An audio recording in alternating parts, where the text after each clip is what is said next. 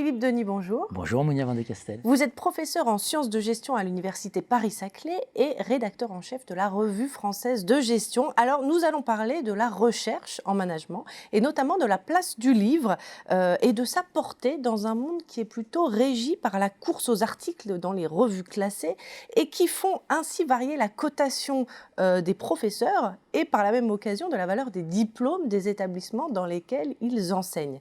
Alors pour commencer, la première question que j'ai envie de vous poser, c'est faut-il écrire à tout prix ? Faut-il écrire à tout prix ? Ça, c'est une excellente question. Merci. Écrire à tout prix, je ne sais pas. Ce qui est sûr, c'est que quand on est dans l'enseignement supérieur, on a a priori vocation à créer de la connaissance. Voilà. Et à la transmettre, mais on peut débattre sur cette question de la transmission.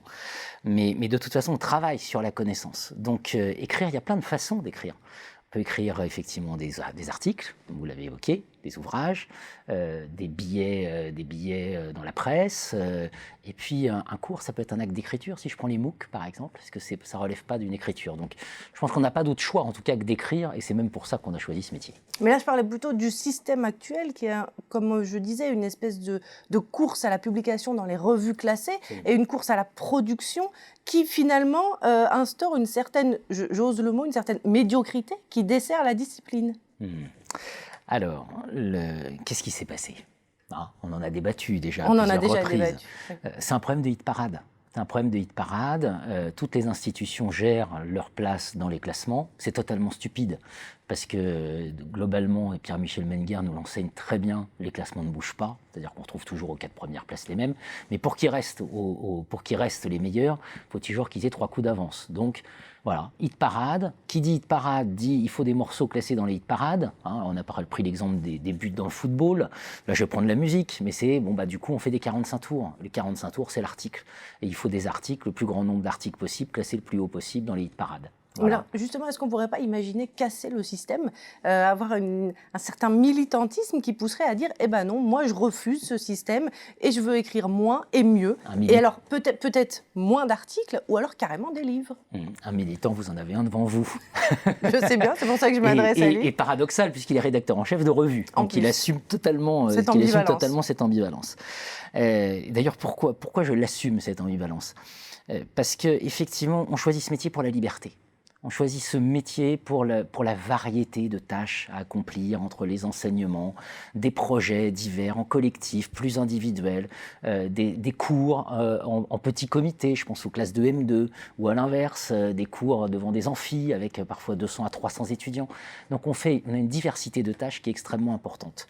Être militant, ça consistera à dire quoi ? Ça consistera à dire que le 45 tours, ça finit souvent en boys band. Voilà. Le boys band, c'est pas terrible pour la culture. À un moment, il faut réhabiliter l'album.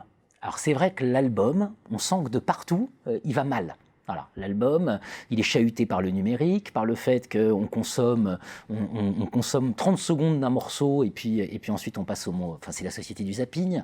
Voilà. N'empêche que l'album, dans l'industrie musicale, ça a une vraie valeur, ça a eu beaucoup de difficultés à s'imposer.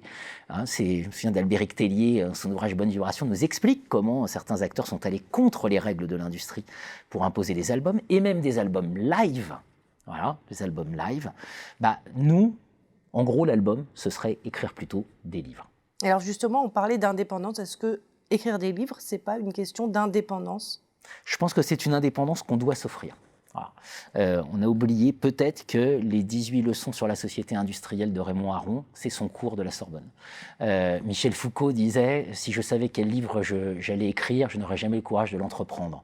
Voilà, c'est s'offrir un temps, un espace-temps de respiration qui n'est pas du tout le même que l'espace-temps de l'article. C'est un espace-temps qui se fait en dehors des mécaniques traditionnelles d'évaluation. Voilà, puisqu'il y a un comité de lecture, il y a des directeurs de collection généralement, et c'est un projet qui va s'étendre sur une période pas forcément plus brève, parce qu'avec les révisions d'articles, ça peut être très long, la publication d'un article, mais c'est un moment où on s'offre un espace, en tout cas plus vaste, de réflexion, et force est de constater, quand on les interroge, que tant les praticiens que les chercheurs disent que ce qui les a le plus influencés, ce sont les livres et non pas les articles. Merci beaucoup Jean-Philippe Denis. Merci Mounia.